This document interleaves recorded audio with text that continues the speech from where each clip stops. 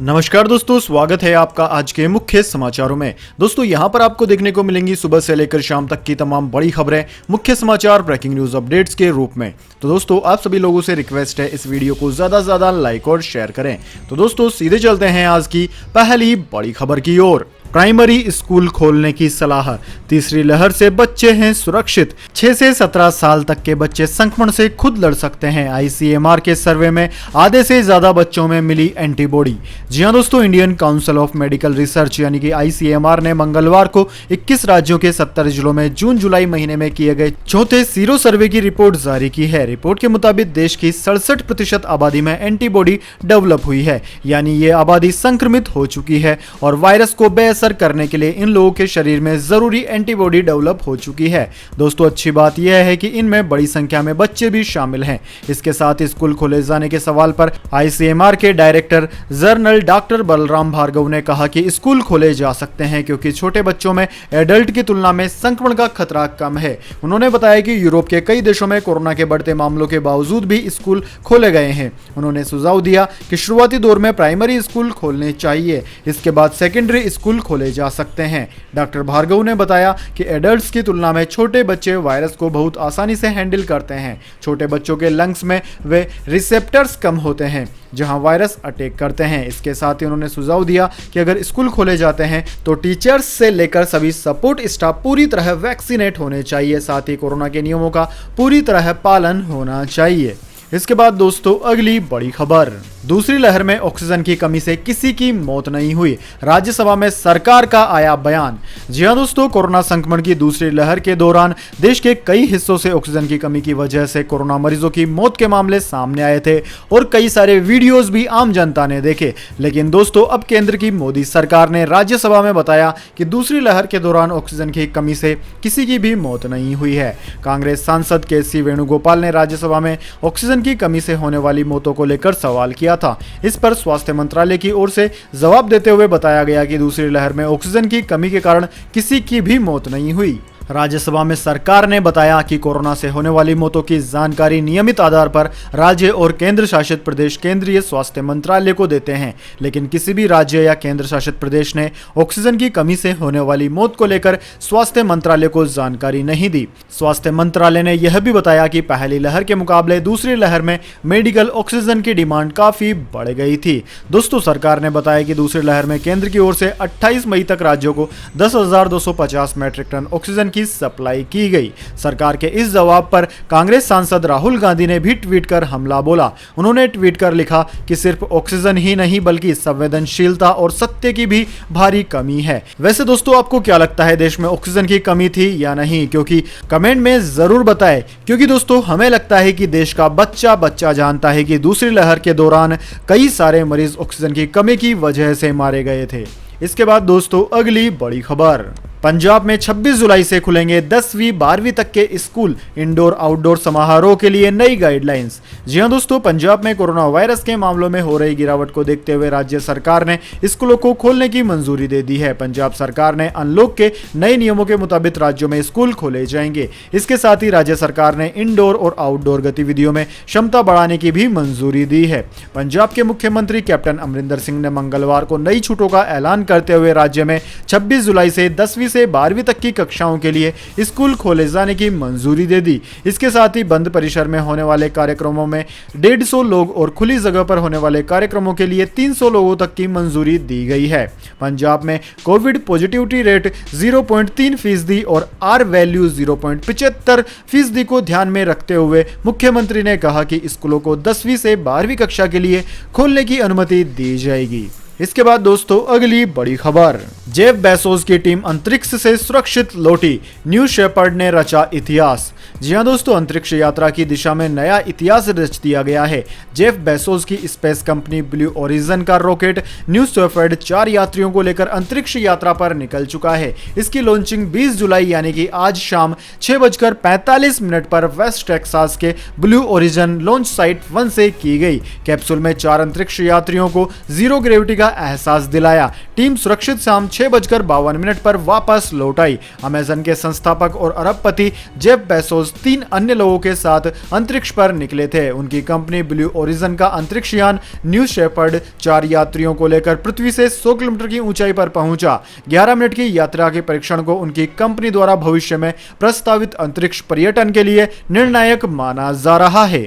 इसके बाद दोस्तों अगली बड़ी खबर, राजकुंद्रा मामले में कोर्ट की कार्रवाई 23 जुलाई तक पुलिस कस्टडी में भेजा गया। जी हां दोस्तों, सॉफ्ट पोर्नोग्राफी केस में कोर्ट ने अभिनेत्री शिल्पा शेट्टी के पति और बिजनेसमैन राजकुंद्रा को 23 जुलाई तक पुलिस हिरासत में भेज दिया गया है। दोस्तों आपकी जानकारी के लिए बता दें, 19 जुलाई को मुंबई पुलिस की क्राइम ब्रांच ने राजकुंद्रा को पूछताछ के लिए बुलाया था। रात 9 बजे राजकुंद्रा मुंबई क्राइम ब्रांच की भाई कला दफ्तर पहुंचा और करीब 2 घंटे तक पूछताछ के बाद रात 11 बजे गिरफ्तार कर लिया गया। फिर सुबह 4 बजे उसे मेडिकल जांच के लिए जेजे अस्पताल और वहां से सुबह 4 बजे मुंबई पुलिस कमिश्नर के दफ्तर ले जाया गया। राजकुंद्रा ने सॉफ्ट पोर्नोग्राफी केस में कोर्ट में सफाई दी और दावा किया कि उसने हॉटशॉट ऐप को एक वांछित आरोपी प्रदीप बख्शी को बेच दिया। राजकुंद्रा ने कहा कि मैंने कंपनी $25,000 में बेच दी थी और मेरी उसमें कोई हिस्सेदारी नहीं थी। हालांकि जांच में पता चला है कि राजकुंद्रा नियमित रूप से इस ऐप के वित्तीय लेनदेन के बारे में अपडेट ले रहा था। इसके बाद दोस्तों अगली बड़ी खबर, 2/3 भारतीयों में एंटीबॉडी, 40 करोड़ को अब भी कोरोना वायरस का खतरा, सरकार ने दी जानकारी।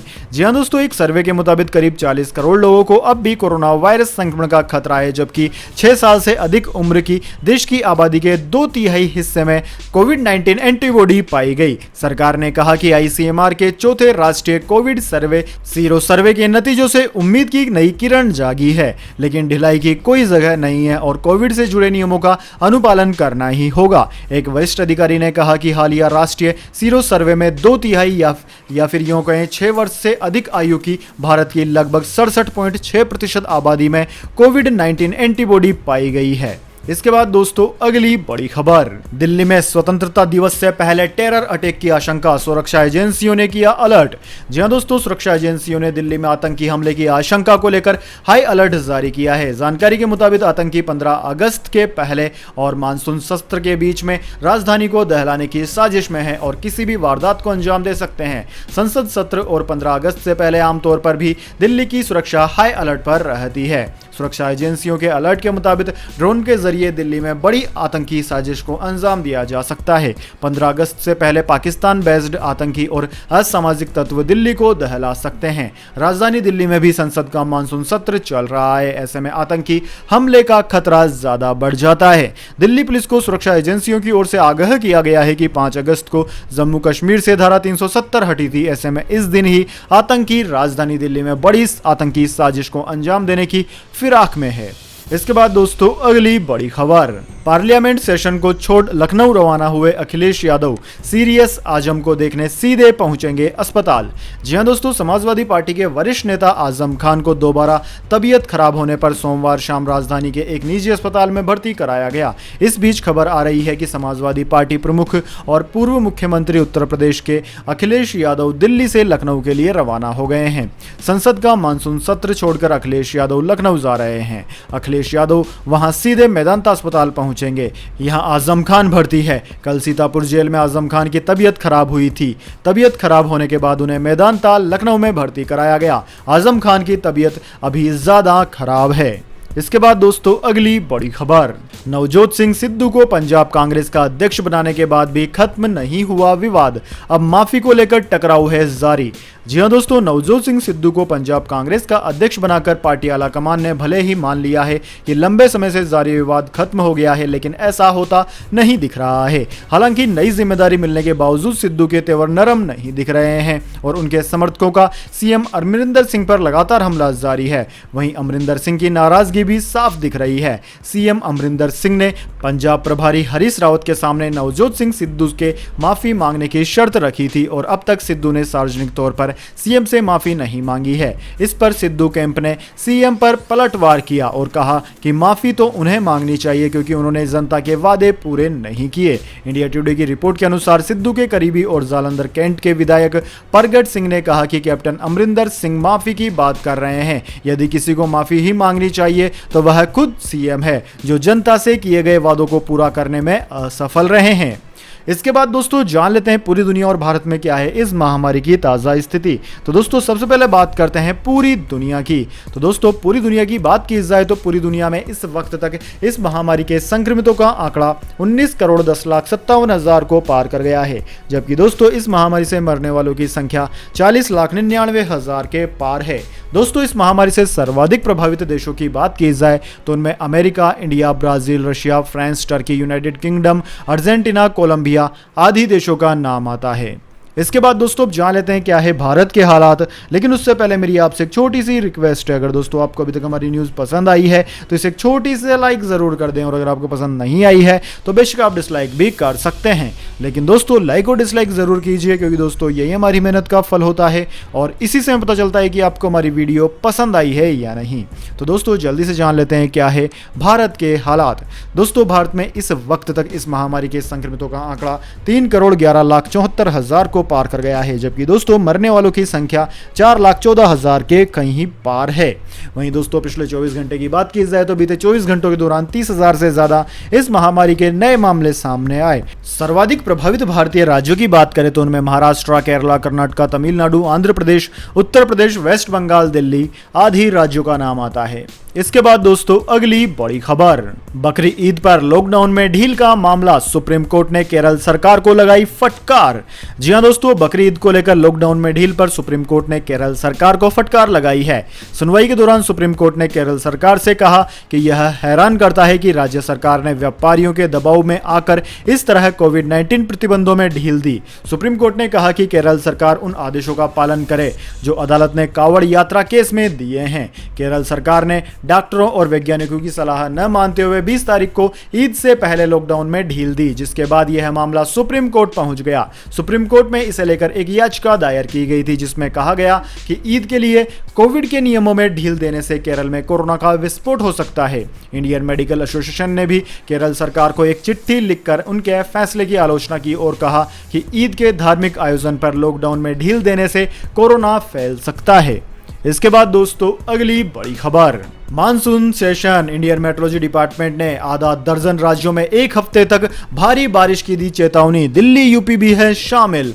जी हां दोस्तों, पूरे देश में मानसून सक्रिय हो चुका है और कई राज्यों में झमाझम बारिश हो रही है। सड़कों पर पानी भर गया है, ट्रैफिक जाम हो रहा है। वहीं उत्तराखंड में बादल फटने की घटना ने 3 लोगों की जान ले ली। मुंबई में भी बारिश के कारण हालात खराब हैं। मौसम विभाग ने कहा है कि अगले एक हफ्ते तक उत्तर भारत में बादल जमकर बरसेंगे और पश्चिमी क्षेत्रों में अगले 3 दिनों तक बारिश होगी। इस दौरान मानसून का सबसे ज्यादा असर दिल्ली, उत्तर प्रदेश, राजस्थान, पंजाब, हरियाणा और बिहार में दिखाई देगा। यहां आने वाले कुछ दिनों तक भारी बारिश हो सकती है। इसके अलावा कोंकण, गोवा, जम्मू कश्मीर, उत्तराखंड, पश्चिम बंगाल, मध्य प्रदेश, कर्नाटक में भी मध्यम से भारी बारिश हो सकती है। इसके बाद दोस्तों अगली बड़ी खबर, गोल्ड सिल्वर प्राइस टुडे, सोना चांदी के जान लीजिए क्या है आज के दाम।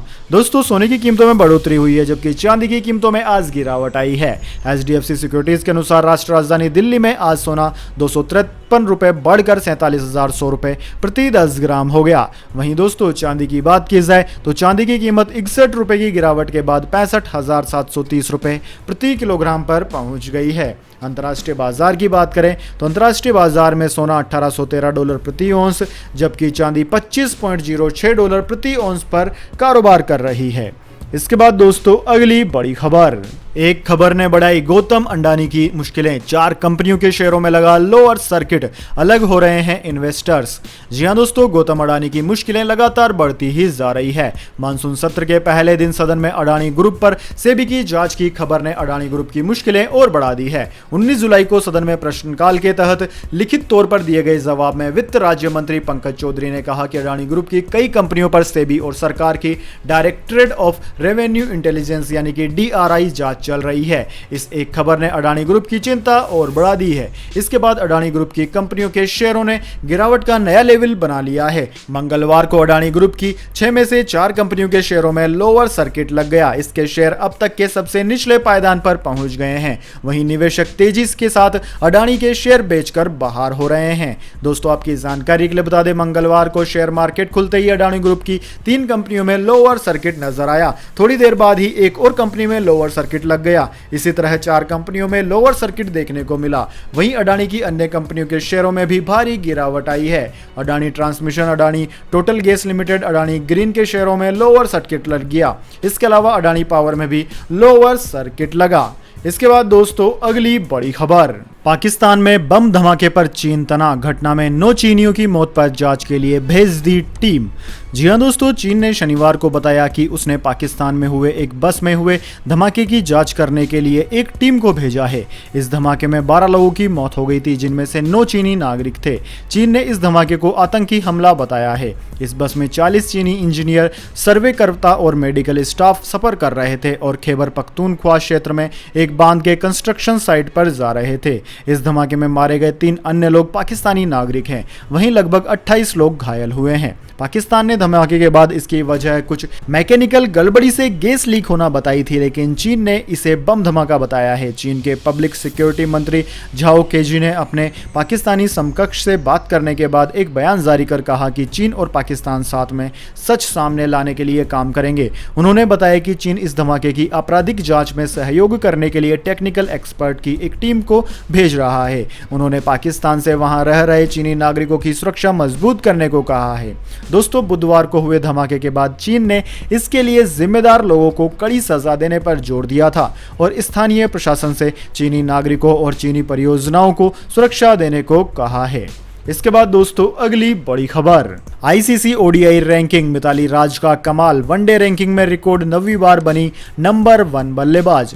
जी हां दोस्तों, आईसीसी वनडे रैंकिंग में मिताली राज ने फिर से कमाल करते हुए टॉप बल्लेबाज के रूप में उपलब्धि हासिल की है। यह 9वीं बार है जब मिताली वनडे में टॉप बल्लेबाज बनी है। वनडे रैंकिंग के टॉप 10 में भारत की मंधाना मौजूद है। दूसरी ओर आईसीसी टी20 रैंकिंग में शेफाली वर्मा नंबर 1 बल्लेबाज की रैंकिंग में पहुंचने में सफल रही है। टी20 रैंकिंग में स्मृति मंधाना तीसरे नंबर पर है। वनडे रैंकिंग की बात की जाए तो पिछली रैंकिंग में शीर्ष पर चल रही वेस्टइंडीज की कप्तान स्टेफनी ट्रेलर 5वें स्थान पर खिसक गई है। पाकिस्तान और वेस्टइंडीज के बीच हुई सीरीज के बाद रैंकिंग अपडेट हुई। टेलर को 30 अंकों का नुकसान हुआ।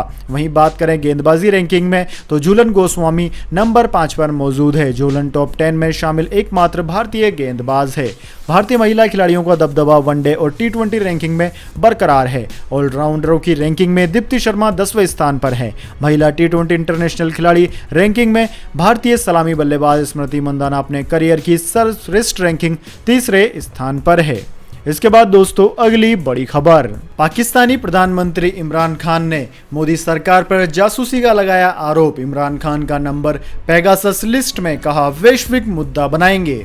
जी हाँ दोस्तों, इजरायली स्पाईवेयर पेगासस से जासूसी के मुद्दे पर देश में तो संसद से सड़क तक हंगामा मचा हुआ ही है। वहीं अब ये मुद्दा पाकिस्तान में भी तूल पकड़ रहा है। अमेरिकी अखबार वाशिंगटन पोस्ट की रिपोर्ट में दावा किया है कि जिन नंबरों की जासूसी करवाई गई उनमें एक नंबर ऐसा भी है जिसे पाकिस्तान के प्रधानमंत्री इमरान खान एक बार इस्तेमाल कर चुके हैं। यह रिपोर्ट सामने आने के बाद पाकिस्तान की राजनीति में उथल पुथल मच गई है। पाकिस्तानी मीडिया डॉन न्यूज के मुताबिक पाकिस्तान के IT मंत्री फवाद चौधरी ने पाकिस्तानी प्रधानमंत्री की जासूसी का मुद्दा अंतर्राष्ट्रीय मंचों पर उड़ाने की धमकी दी है। चौधरी ने जासूसी का आरोप भारत पर लगाया है।